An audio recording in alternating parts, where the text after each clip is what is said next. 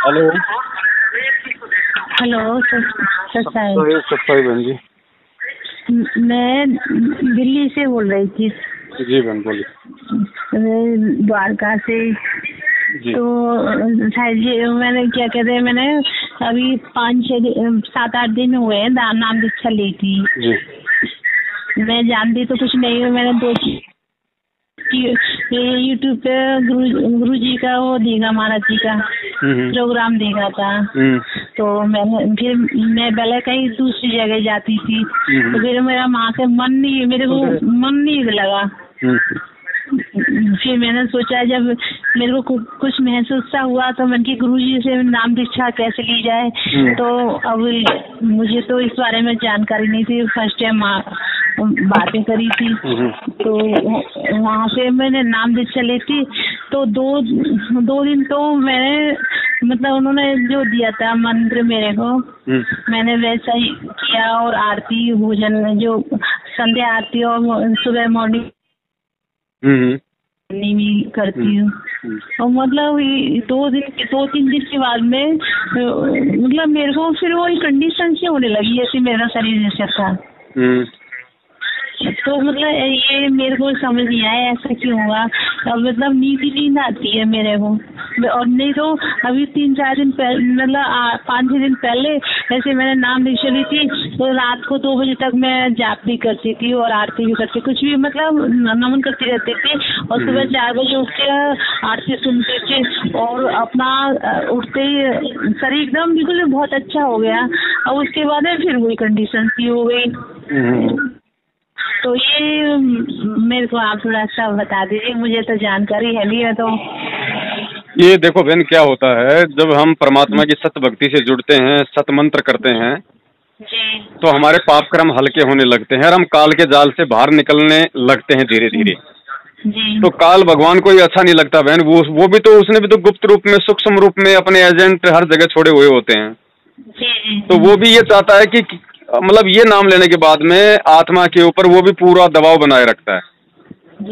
ये आलस से आना, भक्ति में मन न लगना, ये सब काल की प्रेरणा होती है, काल के दबाव से होता है। तो हमने थोड़ा सा गुरुजी के ज्ञान को आधार बनाना पड़ेगा। हमें ज्यादा से ज्यादा गुरुजी के सत्संग सुनने पड़ेंगे, क्योंकि जब हम परमेश्वर की वाणियां सुनेंगे तो हमारे क्या होता है बहन, हमारे पाप कर्म कटते हैं इन वाणियों से, क्योंकि ये परमेश्वर की वाणियां हैं। तो ये हमारी भक्ति की खुराक है। मंत्र करना, आरतियां करना, सत्संग सुनना, शब्द सुनना, इन सब के लगातार सुनते रहने से हमारे पाप कर्म हल्के होते जाएंगे। तो एक समय ऐसा आएगा, फिर हम जब मंत्र करेंगे तो हमें किसी प्रकार का कोई आलस्य नहीं आएगा, हमें आनंद आने लगेगा। हाँ, और क्या है कि मैं जैसे करती हूँ ना, आरती करती हूँ, आरती में सो जाती हूँ। वो तो हाँ हो जाता है बहन जी, क्योंकि काल भगवान का बहुत ज्यादा प्रेशर होता है ना शुरुआत में। तो ऐसी बात नहीं है, लेकिन इसमें कोई घबराने की जरूरत नहीं कि भाई मेरा कोई नामखंड हो गया होगा या क्या बात है, ऐसा क्यों हो गया। हाँ, मैं भी ये सोच रही थी, ये हो सकता है नामखंड, तो जानकारी है नहीं है। ऐसा कुछ नहीं है, मन में कोई शंका नहीं लाना चाहिए। हमें और ज्यादा, हमें परमात्मा से प्रार्थना करते हुए, हमें गुरुदेव के सत्संग वाणियां, नित्य नियम है कि नहीं, हमें इस तरीके से हमें सुनते रहना, हमें उस मालिक का। हाँ, तो मतलब ये खंडित मतलब मैं समझने क्या खंडित, क्या चीज कैसे हो जाता है। नहीं, क्या होता है बहन जी कि जैसे गुरुजी ने हमें जो नाम दे दिया, और नाम के साथ परमात्मा ने हमें कुछ नियम बता दिए, 11-12 नियम। हाँ। अब वो नियम टूट जाने से, गुरुजी ने कहा कि भाई तुम्हें बीड़ी नहीं पीनी, सिगरेट नहीं पीनी, किसी का जूठा नहीं खाना, वो नहीं करना, कोई जो गलत काम करता उसमें सहयोग नहीं देना। अब यदि हमारे से यदि उनमें कोई त्रुटि हो जाती है तो फिर क्या होता है कि बहन, नाम अपना काम करना बंद कर देता है, क्योंकि ये सूक्ष्म भक्ति है, ऑटोमेटिक सिस्टम है ये। जैसे हमारे घर में लाइट आ रही है और यदि हम तार को कहीं से, यदि हम प्लास से यदि हम उसकी कटिंग कर देंगे वायर की, तो हमारे बल्ब वगैरह सब जलना बंद हो जाएगा। तो ऐसी ही ये सूक्ष्म भक्ति, इसमें सूक्ष्म रूप से सारा खेल होता है। तो परमात्मा ने हमें जो नियम दे दिए, कोई भी नियम टूटने से नाम अपना काम करना बंद कर देता, तो उसको कहते हैं नाम खंडित होना। अच्छा, तो मेरे को भी कुछ महसूस ऐसा हो रहा है, क्योंकि मैं जहाँ रैंक में रहती हूँ यहाँ पर, तो वो अब जिनके मकान मालिक में रहते हैं, क्योंकि वो भी हमको दे देते थे, मैं भी कुछ बनाती थी, मैं भी दे देती थी। तो मैंने वो थोड़ी सी मिठाई बनाई थी, तो मैंने उनको दिया ही थी। उस दिन के बाद में ही थोड़ा परिवर्तन ऐसा होता आया मेरे को। मिठाई किसने दी थी, आपने? मैंने ये बनाए थे। हाँ नहीं तो आपने मिठाई बनाई किसी और को दे दी, उससे कोई दिक्कत नहीं है बहन। अच्छा। हमने उनकी कोई चीजें फालतू में नहीं खानी है, कोई फालतू की चीजें, क्योंकि ये लोग शराब बीड़ी अंडा सारा उल्टे काम करते हैं। हाँ हाँ, वो लोग बीड़ी बीड़ी तो पीते हैं, मगर मैंने उनको उनके वाइफ को दे दिया था, बच्चों को। हाँ तो उसमें कोई दिक्कत नहीं, हम दे सकते हैं, हम किसी को खिला सकते हैं, उसमें कोई दिक्कत नहीं होती। हमें दूसरों का अनावश्यक रूप से जो भी खाना है वो खाने से हमारे को बचना है। दूसरा कोई हमें अपने देवी देवताओं का कोई प्रसाद देता है, अपने देवी देवताओं की पूजा पाठ का भोग का प्रसाद देता है, वो नहीं खाना हमें।